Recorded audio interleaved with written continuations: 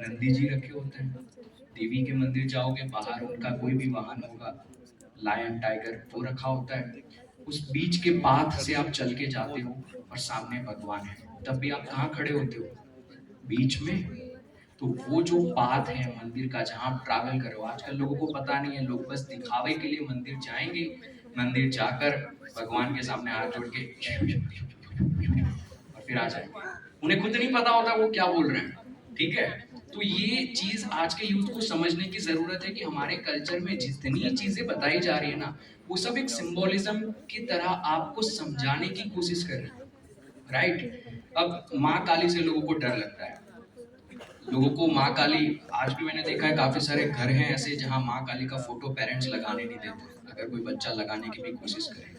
माँ काली जैसा इस धरती पर कोई नहीं है। मैं आपको बताता हूँ क्यों। नवरात्रि जब गई, नवरात्रि का जो एक दिन होता है जो माँ काल रात्रि का होता है। अब काल रात्रि उन्हें क्यों कहा जाता है, मैं ये समझाता हूँ, इससे आपको ये समझ में आएगा कि माँ काली क्या कर सकती है आपकी लाइफ में।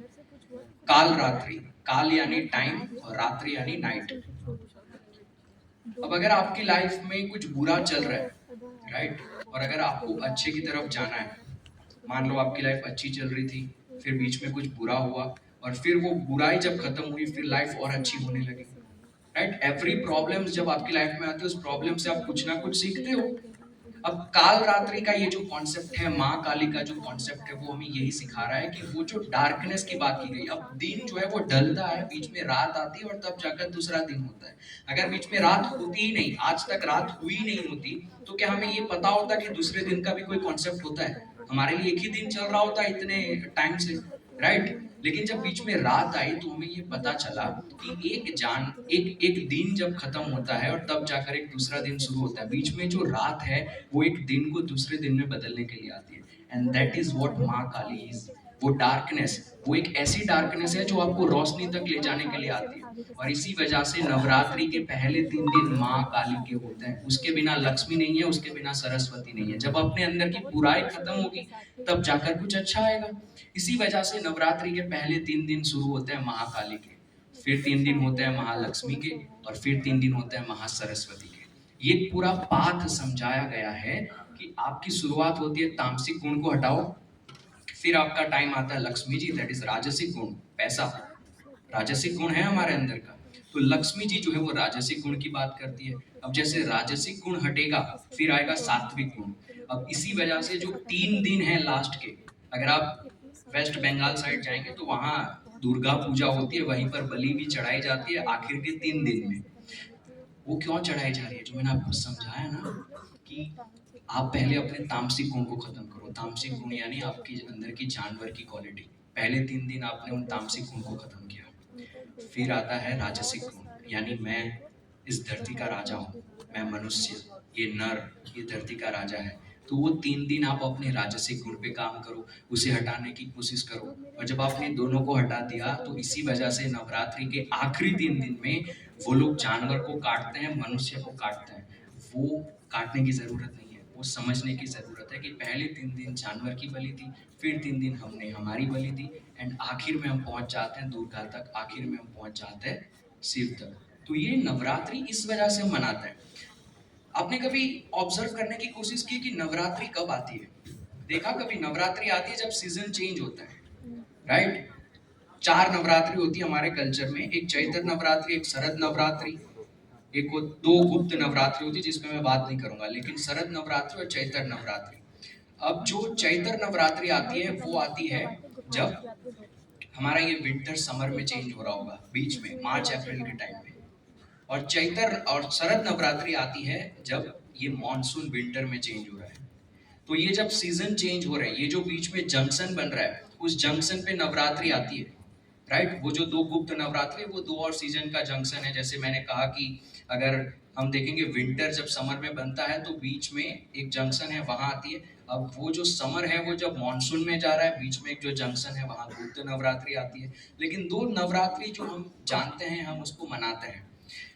अब अगर आप देखोगे ना, ये नवरात्रि हमारे कल्चर में एक ऐसा सिस्टम बनाया गया है हमारे लिए, जिस सिस्टम को हम यूज कर सकते हैं।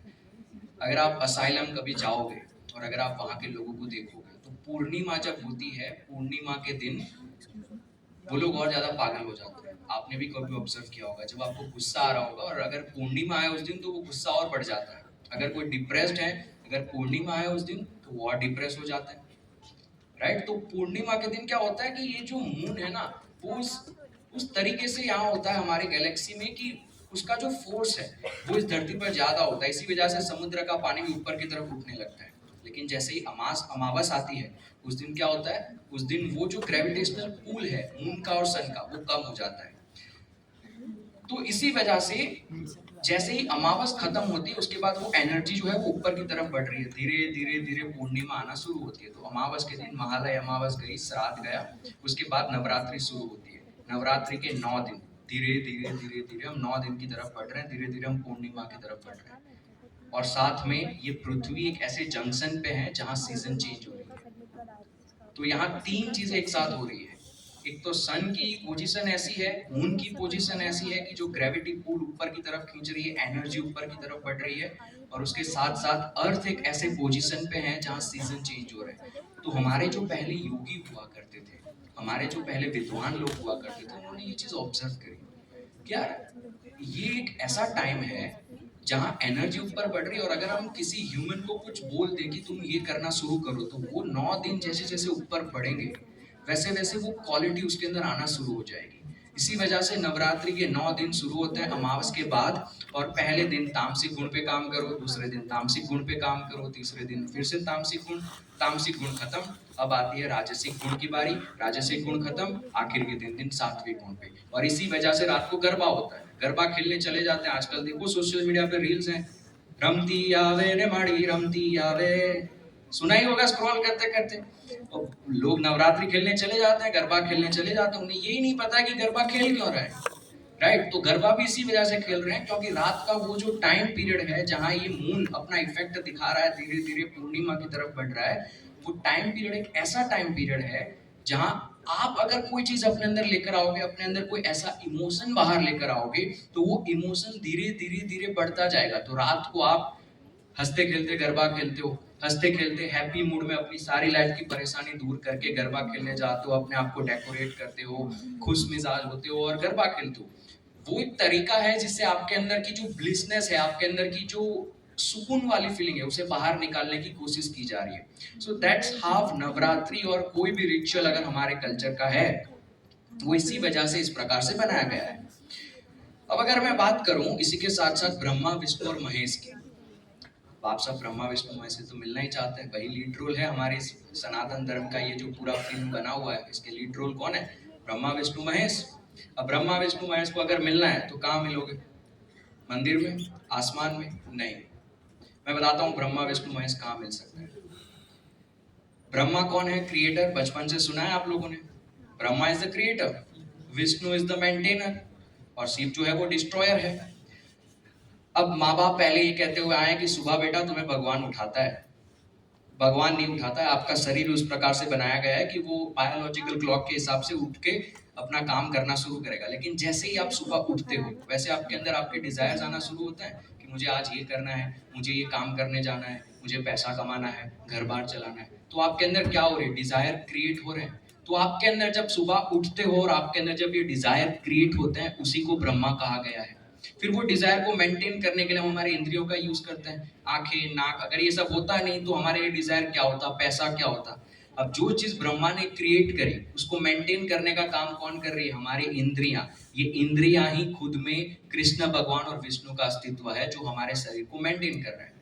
अब अगर रात को आप सोने जाते हो, इंद्रियां बंद, आपके अंदर के डिजायर बंद, रात को नींद में थोड़ी पता होता है कि मैं ये जॉब कर रहा हूँ, मुझे ये पैसा कमाना है, मेरी बीवी भी है, मेरे बच्चे भी है। नींद में कुछ नहीं पता होता है। तो क्रिएशन और मेंटेनेंस जब डिस्ट्रॉय हो गया, उसे कहते हैं हम डिस्ट्रॉयर, जो है शिव, राइट। अब इसी को मेडिटेशन की तरह समझते हैं। अगर आपके अंदर ब्रह्मा और विष्णु काम कर रहे हैं, क्रिएशन हो रहा है, आपके अंदर मेंटेनेंस हो रहा है, अगर आप दिन में थोड़ी देर आंखें बंद करके बैठते हो, तो अब आप खुद ब्रह्मा और विष्णु का जो काम है उसे डिस्ट्रॉय करने की कोशिश कर रहे हो, right. You are destroying Brahma and Vishnu. Creation बंद हो गया, आपने आंखें बंद करके बैठ गए, आपके अंदर कोई डिजायर नहीं बनेंगे, धीरे धीरे थॉट्स आना बंद हो जाएंगे। धीरे धीरे आप देखना, जो मेडिटेट करते हैं यहाँ उन्हें पता होगा कि आपकी जो सांसें हैं वो धीरे धीरे धीरे शॉर्ट होने लगती है। धीरे धीरे 1 मिनट में हम करीबन 14 से 18 बार सांसें लेते हैं, लेकिन वो धीरे धीरे 8, 7, 6, जितनी आपकी